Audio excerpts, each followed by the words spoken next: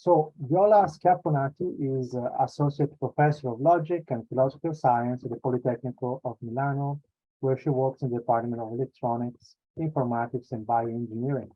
She holds a PhD in Philosophy of Science from the University of Geneva.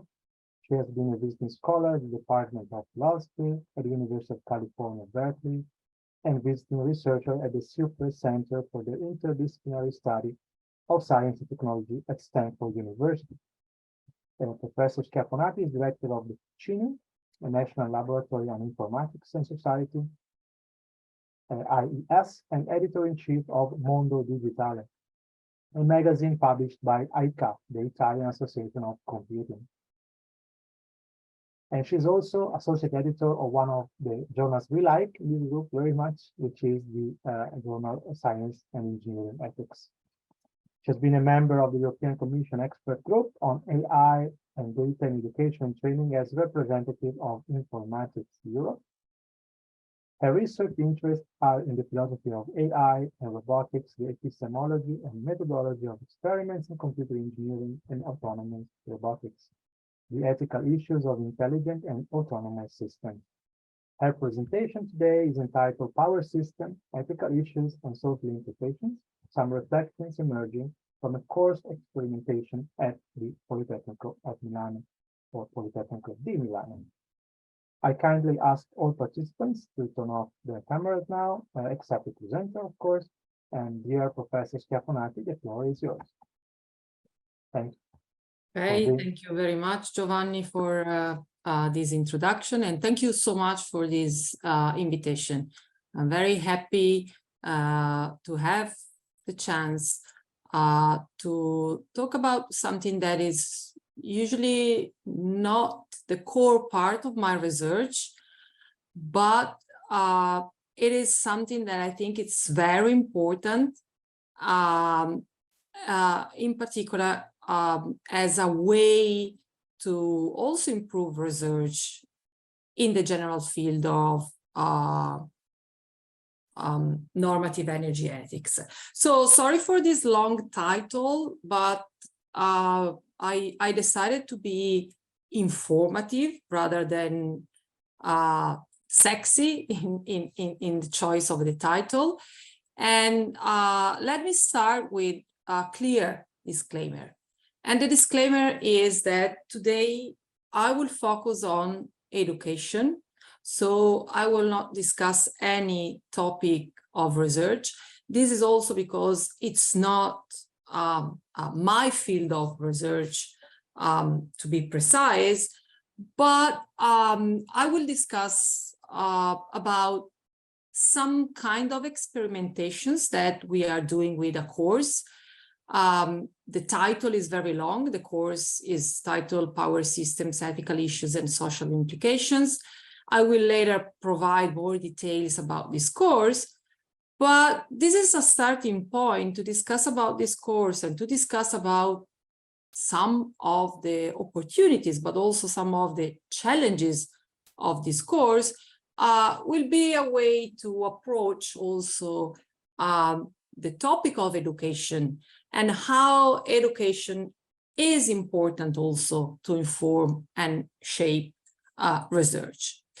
But then mostly I will focus on a specific part of this course. So first of all, I will provide general details, but then I will focus on the use of thought experiments that we do in this course.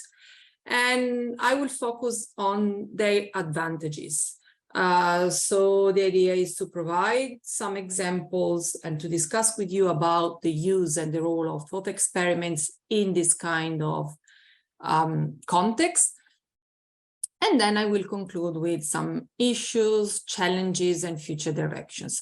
Again, I want to stress once again that in terms of the results that I'm presenting, there is no any kind of systematicity. Okay, so this is not a systematic kind of assessment about this course and this experience, but rather it's a first step to collect some of the results in an unsystematic way and some of the ideas starting from this. Okay, so let me now provide some details about this course. This is a course for master degree students in different engineering programs at Politecnico di Milano. It has 5 credits. And it's worth mentioning that Politecnico di Milano is a technical university in the sense that we have 3 large schools: engineering, design, and architecture. Okay, so we do not have other sciences or humanities kind of departments and school. And this is a course that is mandatory only for a small portion of the students. And these are the students that are in the track that is named Smart Grid in the master program in electrical engineering. But we have also, and I will say mostly, students from other master programs in engineering, and this course is elective for them. What I think is very important to mention is that this course is the first integrated course at Politecnico di Milano.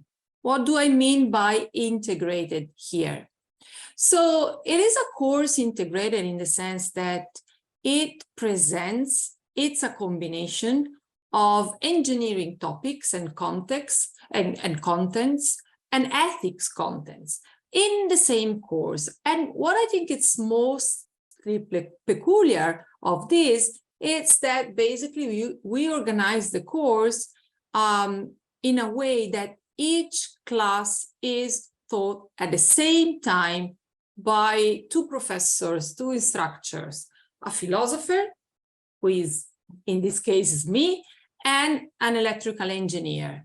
Okay, so this is, I think it's important to stress this point, and I will explain later why this idea of having 2 different expertise at the same time in the class plays an important role.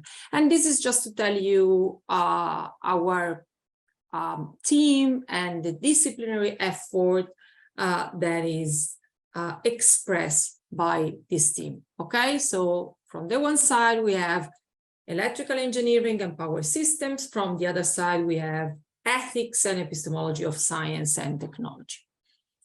So we started, so this is a new course. As you can see, we started last academic year. It was still in the pandemic period. So we started in a sort of blended way. We were in class, but also some students were online and some students were in class. And we started just with a small number, 46 students, and now this year we increased and arrived to 59 students, okay? So why this course and why this course is important also in the context of Politecnico di Milano, as I will explain later. So this course was born because, of course, at Politecnico di Milano, as I will say later, we are trying to introduce some humanities and social sciences, in particular for the engineering students. But usually the focus on, in particular, these courses is on emerging technologies. Emerging technologies meant at large. So as you can imagine, we have computer ethics, ethics of artificial intelligence, ethical issues for new technologies and courses like this. But it's very important that also some of the same issues and topics should be reconsidered, applied to the case of electrical energy. That is, in a sort of sense, it is a technology that has pervaded society. And for example, it can be a measure for the wealth of an economy, and it has become a commodity.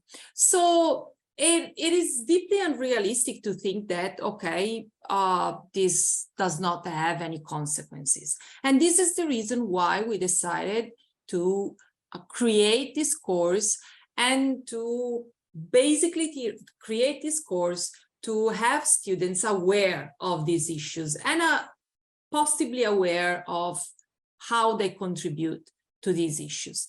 So this does not mean that we want to have students that are going to become ethicists or philosophers. Of course, this would be highly unrealistic in a sense, in particular after 5 credits, but also because we do believe that this is not the case. We want to have students capable of understanding these problems, aware of these ethical and social problems, and capable also of interacting with people and scholars with expertise different from theirs. So the goals of this course, I will move quite quickly, is to analyze, understand, and shape problems created, aggravated, transformed by electrical technologies, and to do this through the use of ethical lenses.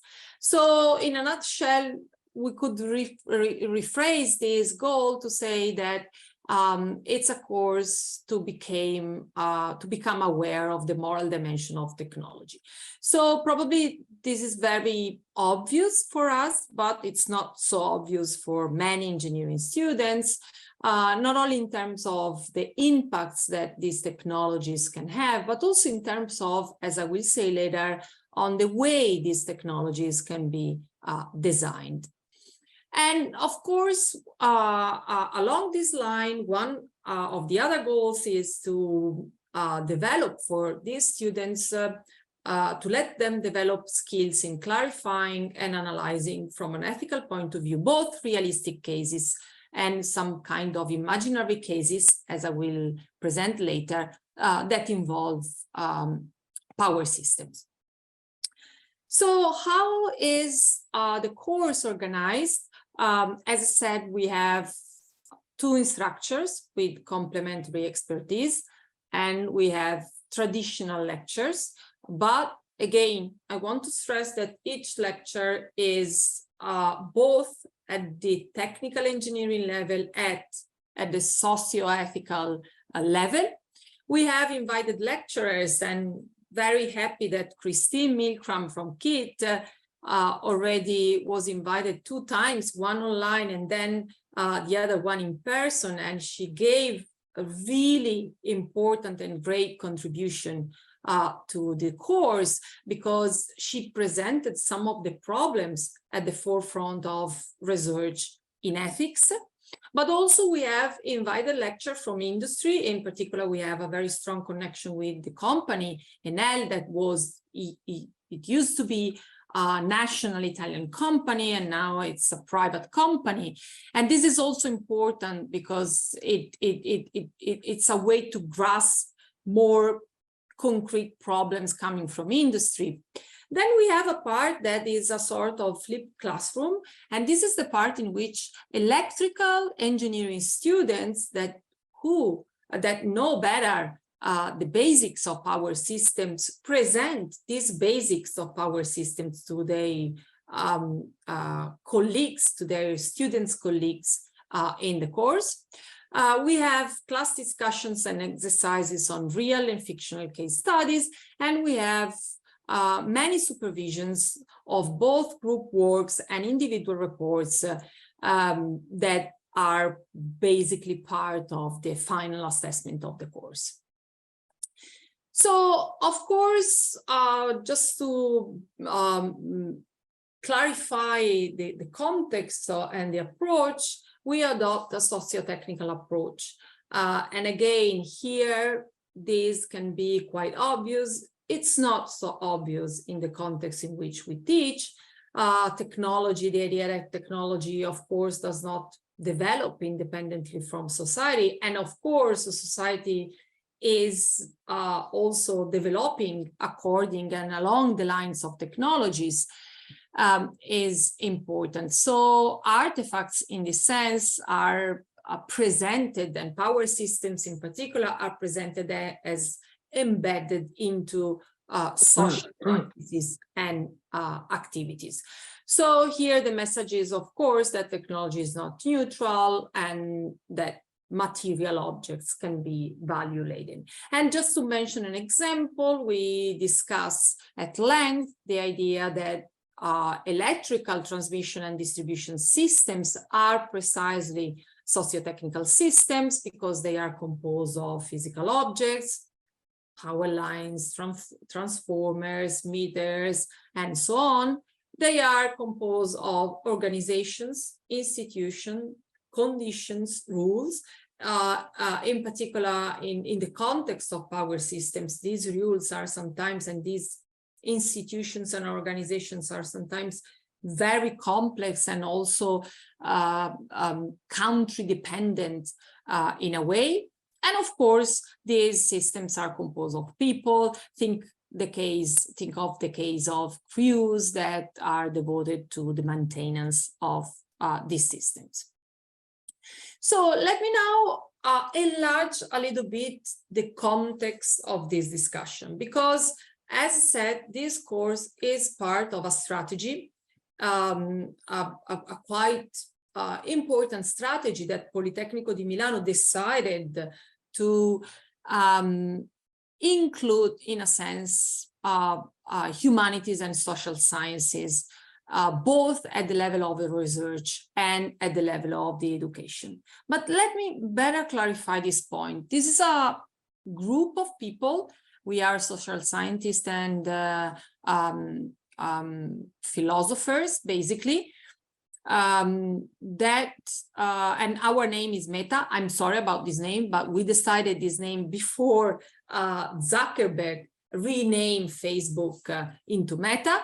And this name is important for us because we call meta disciplines those disciplines like philosophy, epistemology, ethics, sociology, STS, that are related in particular to study, to analyze the processes of science, technology, and innovation. Okay, so this is important. We don't want to just include the humanities and social sciences per se, but we focus on those parts of humanities and social sciences devoted to the study on science and technology.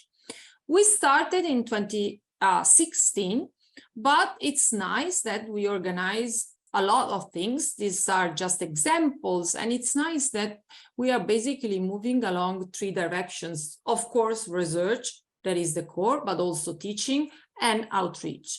And let me focus now on the people and on teaching. So regarding people, as said, we are a group of very diverse scholars in philosophy, ethics, STS, sociology, political science. We are now 12 faculty members among assistant, associated, full professors, and we are 3 founders. We were just 3 people in different environments in 2016, and then we started and had the support of our rectors, but we decided, so this was a kind of bottom-up initiative. We have now 8 postdocs. We are opening more positions, and also 2 PhD students, and here also we are opening more positions, and some visiting scholars. So what is important for us in terms of goal in this, it's that we want, and this is in accordance with our rector, we want by 2025 to have at least 1 philosopher or social scientist in each of the 12 departments of Politecnico di Milano. And this is important. So we don't want to create a department of the humanities. We want to have each of these people, of this person embedded into the departments. That's the reason why I'm in a computer engineering department, basically. I work as a philosopher in a computer engineering department. And this is a sort of peculiarity of our approach that I label here as an embedded approach. What about teaching? At the moment, we have 20 or almost 20 different courses at the master level. most of these courses are electives. We have from 5 to 7, depends from the year, courses at doctoral level, and we cover more or less 1,500 students. But of course, here again, we have a goal, and the goal is by 2028, we want to have that each master student starting from the engineering should have at least 5 credits in the meta disciplines or in the humanities and social sciences with the approach that I explained. So let's go back now to the course, but this was important also to contextualize the course into this larger context. So because as said, the course, it's an attempt to have an integrated perspective to reflect and to teach on the ethical and social issues of power system and electrical energy, and to show that the ethical and social issues emerge not only from the use, but also, for example, from the design of these technologies.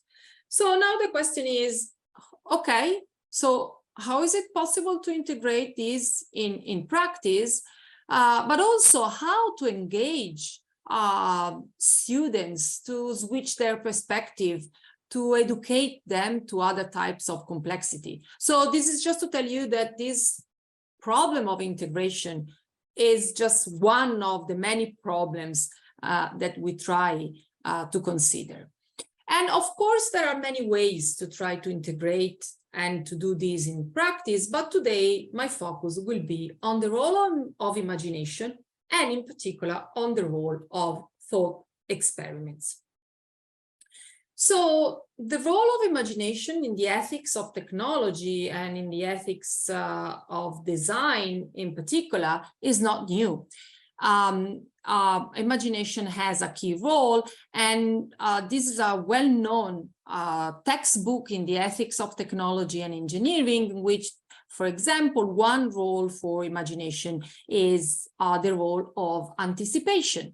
The author says that imagination is a way to try to imagine the ways technology and design could be used, and this insight as a way to shape users' operations and interpretation.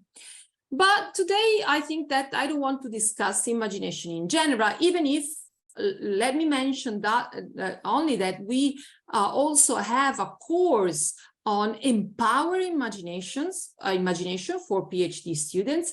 And we are very proud of this course because it's a course in which we have a philosopher and a professional coach working on both the theoretical side of imagination and also the practical way to improve and empower imagination with the support of the professional coach.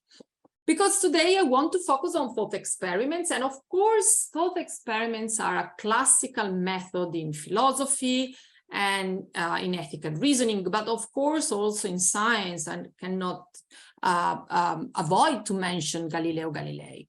And this is the definition that you can find in the entry on thought experiment on the Stanford Encyclopedia of Philosophy that clarifies how thought experiments are devices of the imagination. So are a way of using and putting imagination in practice.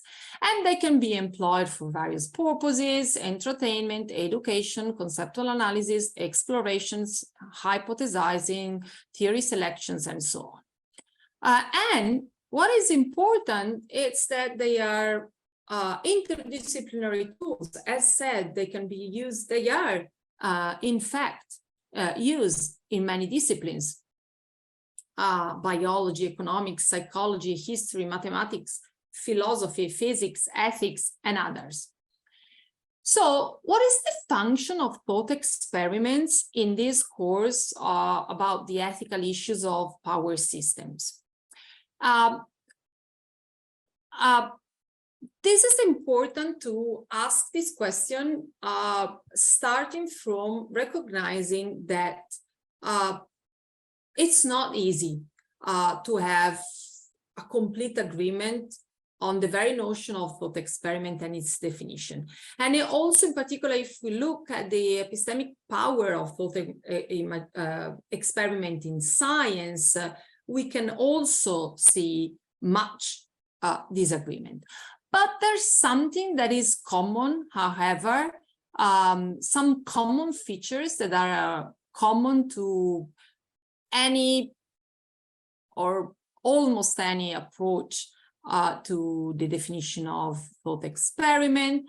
That is the idea of starting with a visualization and then let it run or carried out these operations and see the consequences of this process and then draw a conclusion. And this is precisely the way we are using thought experiments in our course.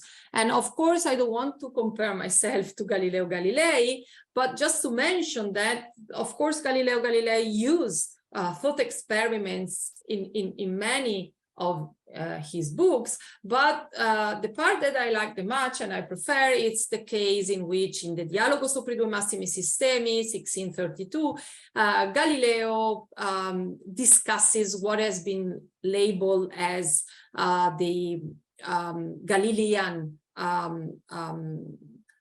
relativity.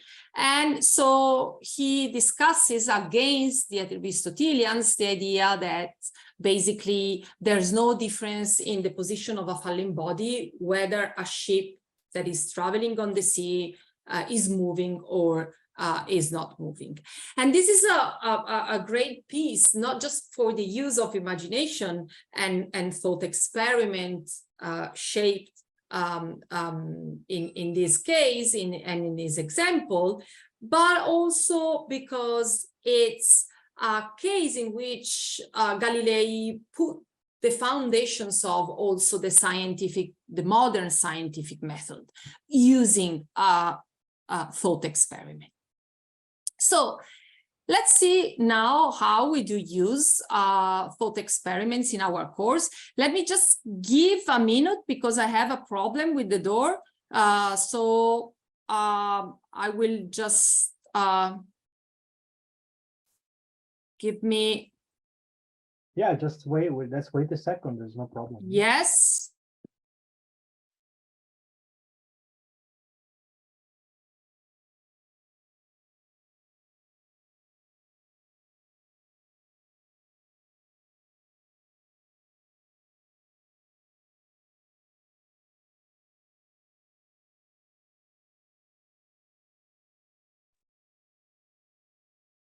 Okay, I'm back. Sorry, I had a problem with the door. Okay, and I will reshare my screen. Okay, can you see it? Yes. Thank you. Okay, thank you so much, and sorry about that. Okay, so now I want to move to the way we use thought experiments in our course, and in particular in a part of this course that it's for us very important. So we use thought experiments in particular in the part of the course in which we introduce moralizing technologies. And by moralizing technologies, we are adopting the classical approach by Peter Porfir Beck, that is the idea that technologies can be developed in a way to shape moral actions and moral decision making. Okay, so and of course this is a very powerful approach in many ways, but also has many limitations. And we do want to discuss in depth these promises, but also the challenges. So here again, moralizing technologies presents an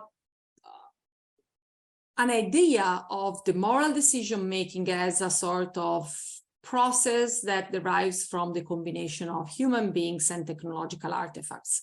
And here again, the idea is that technologies are not neutral intermediaries, but are very impactful mediators that help to shape the way people use technologies, people experience the world in which these technologies are then used, and also people act within this context.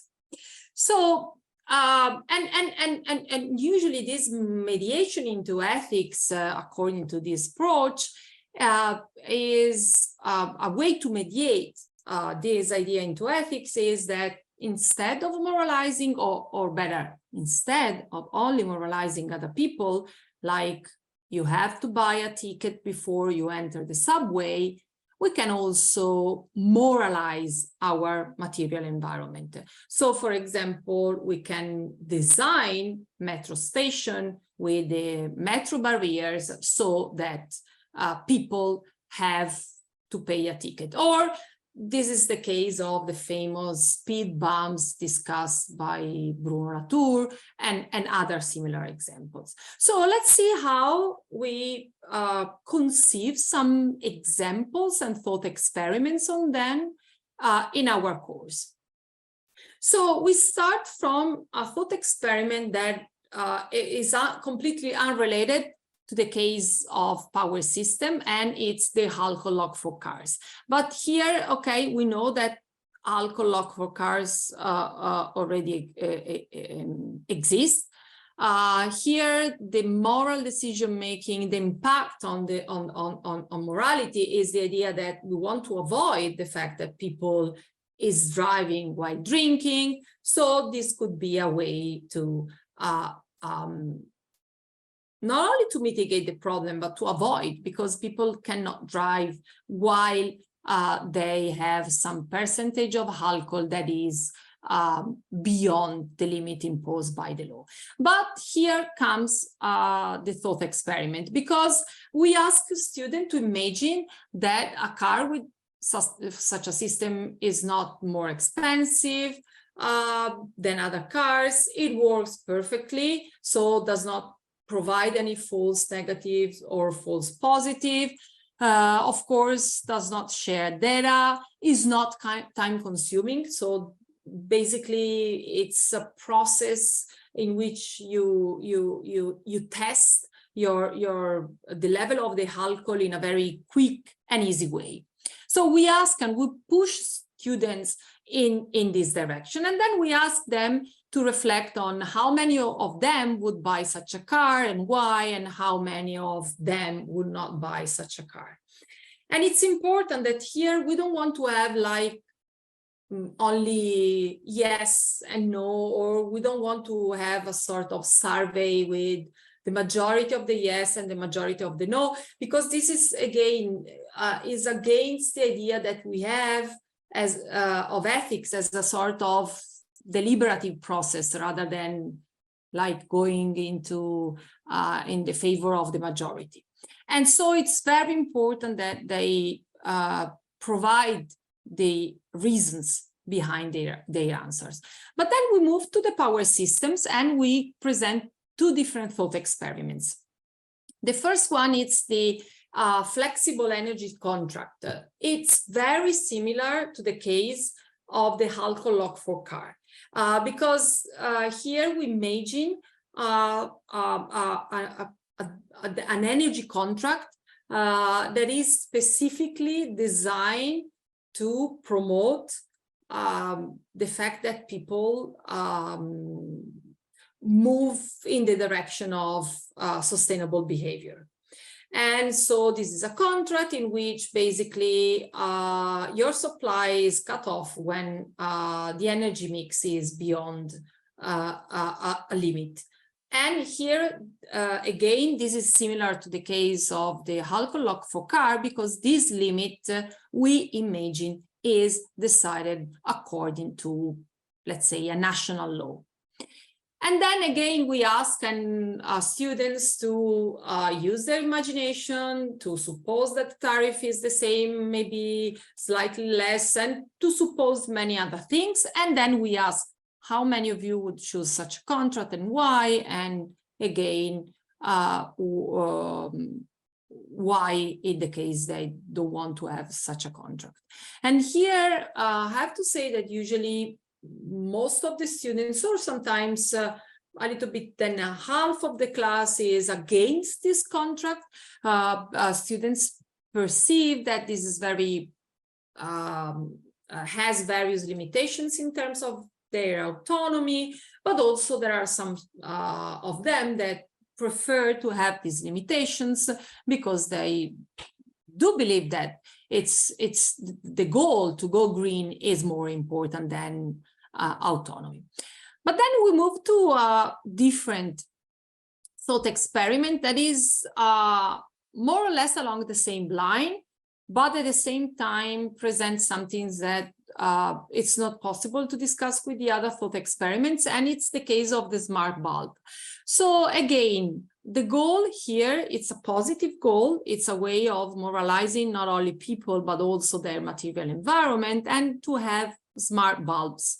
Bulbs that regulate and reduce the light to save energy. And we asked students to suppose that this light bulb is not expensive. You know that such kind of systems or similar systems are already commercialized, but here again we push their imagination and we ask to imagine that these bulbs are very smart, they can be personalized, that can learn from the preferences of the users. But then in the end, if you use these smart bulbs, you can save at least 50% of your daily consumption. And as you can imagine, the questions are the same. Would you like this smart bulb? Would you like to use, and why? Or would you like, or would you would not like to use this, and why?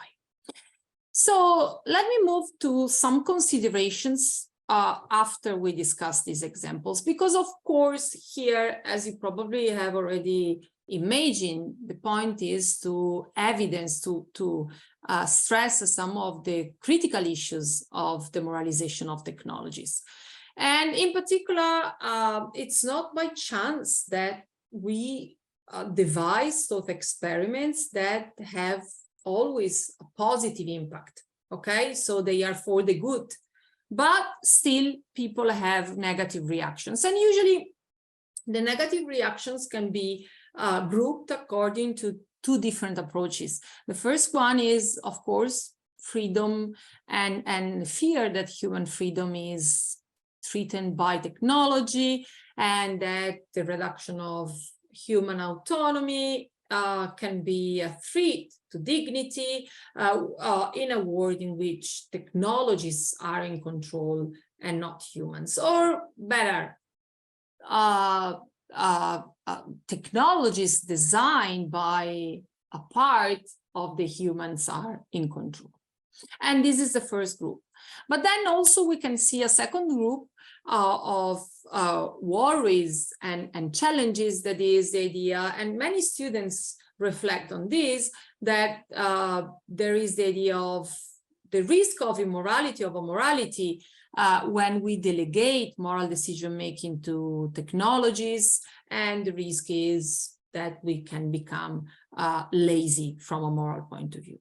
But there is a third element that is usually a little bit less discussed in the debate, and it's important for us in the case of power system. That is the case of technologies that differ from laws in limiting human freedoms, because of course technologies are not, or most of the times, they are not the result of a democratic process. And this is well evident in the two thought experiments.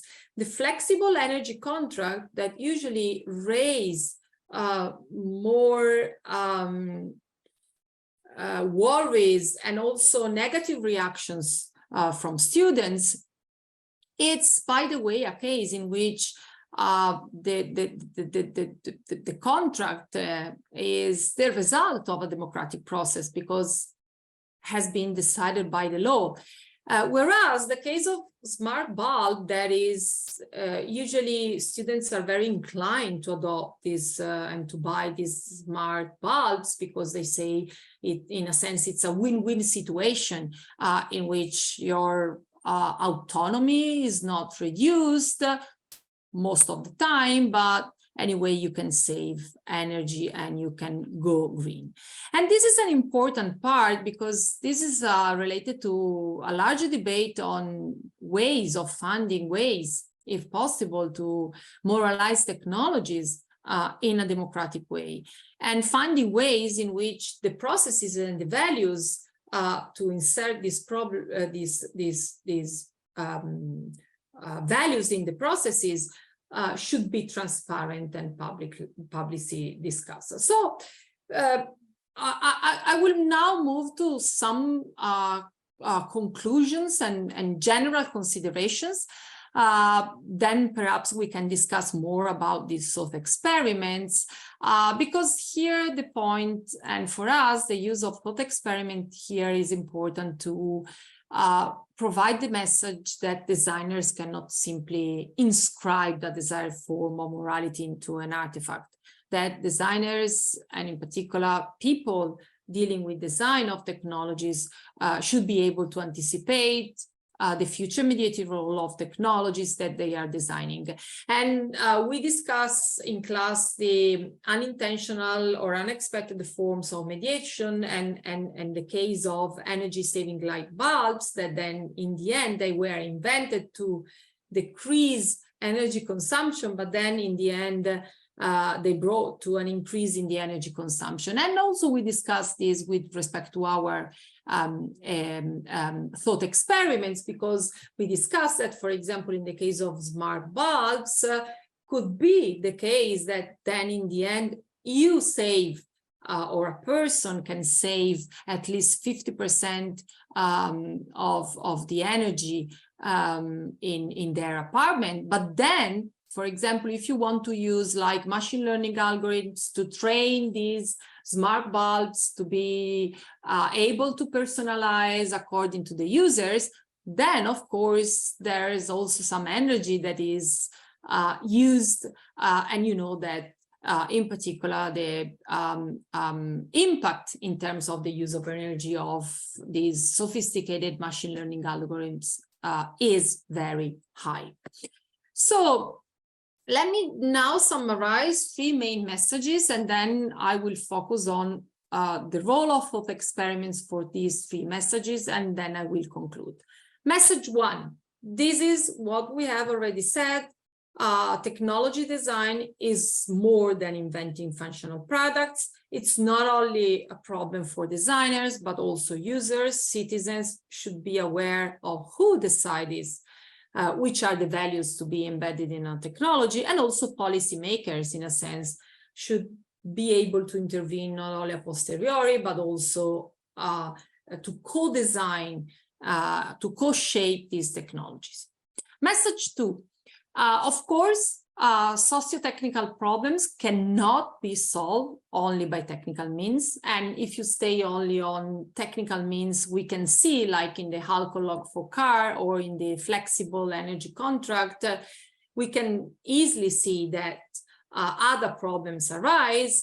And this is a way to stress how the process of engineering design raises moral choices and ethical issues. And we discuss in class the very trivial example of transportation between 2 river banks that can be, it's a function that can be translated into different technical solutions, a tunnel, a ferry, a bridge, but also we need to take into account additional desire requirements, not only money, cost, speed, and so on, but other, let's say, values like sustainability, safety, and so on. Message 3, ethics is a process. This is very important, and the thought experiments I presented are exactly in this line. So ethics, of course, is a way to reason and to reflect in a systematic way on morality. but this is not a manual with the answers. Ethics is not a book with the answers or with the right formulas. And this is important to stress, but it's a process. It's a complex process, very much contextual, very local, in which students need to learn how to stay in the context of these problems that are open and don't have a solution, even a complex one. So what is the role related to these messages of thought experimentation? Because we can say, oh, okay, but these messages are, of course, messages that can be conveyed in any course in the ethics of technology and engineering. Yes, true, but we have observed that to put some of these contents in terms of thought experiment is very powerful. For these reasons, that are also the reasons that are much debated into the literature on thought experiments. The first reason is that these open questions can be presented, and also thought experiments allow to have problems without a single solution. Thought experiments are very plastic, and they allow us to stretch concepts. This is very important. This is a way of also exercising something that is important for students in this context. Thought experiments also are very good examples of qualitative forms of argumentation. We have students that are usually dealing with numbers, quantities rather than qualities, formulas and stuff like this. And so it's very important to also stress that reasoning can be, and good reasoning and sound reasoning can be qualitative as well. Thought experiments also can overcome the limitations of reality. And so this is not just for ethical reasons, for example, but also for other reasons. This is also important. Thought experiments are entertaining, and this is something that we experience in the course. Students really like, and they are really engaged in the discussion of thought experiments. Thought experiments also can be ways of illustrating and clarifying very abstract ideas, but in a practical way, and so to accelerate the process of understanding. They are simple, so easy to be understood. And this is also very important. When we conceive these thought experiments in a way in which we ask students, let's imagine that you are in that situation, you were in that situation and stuff like this, there's the possibility for them to emphasize and to like feel or to put themselves into that particular situations. Of course, there should be other ways, but for us, the advantages that I have listed are, in a sense, enough. So what can be said in terms of results in experimenting with this course? So in terms of thought experiments and their use for the purposes of teaching and education, we have to say that on the basis of our experience, they are very useful to engage and to involve students. And this is also quite evident, not just because they participate into the discussion in a very active way, but because they sometimes are able to invent very good thought experiments, and they use them to write their reports and to analyze other problems. So what we can, and thought experiments are also quite easy ways of incorporating both the technical and the philosophical part. What we can say in terms of the results of having this integrated course in general, Again, we have this course only for 2 years. We will start again next year, but of course the assessment is very limited. We have just some questionnaire and open questions answers by students. And as you can see, the number of students is quite small, but yet we can say that results so far are promising. Students like this course, but also they are really engaged both in class presentations and in the final reports.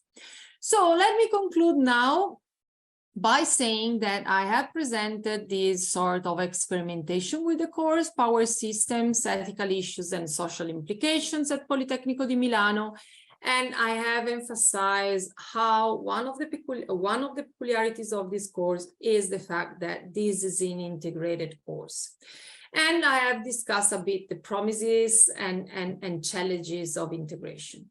But then I'll focus more on the role of thought experiments as a way. We are not focusing, of course, only on thought experiments, in which we can carry out this experimentation. And I focus in particular on some of the advantages of using thought experiments. Of course, there are many challenges, many problems, and I would say that the challenges and problems are not only in terms of using thought experiments, but also in terms of having a course integrated in this way. And just to mention 2 of them, we can say that with respect to the use of thought experiments, we need to be very careful because sometimes students in engineering then can become skeptical of having unconstrained forms of imagination, and they feel that these thought experiments are too far from reality. So this is a sort of difficult equilibrium. And in terms instead of having integrated courses, by the way, this year we open another integrated course on diversity-aware design for sustainable mobility solutions. Again, this is a core thought by a mobility engineer and STS scholar. But so these courses are in a sort of sense very promising, but also they are strongly related to the commitment of the engineering colleagues. Okay, so if you cannot find the right colleague in engineering willing to enter in this kind of, let's say, disposition, then it's very complex to have such courses. So this is my conclusion, and I thank you very much for your attention.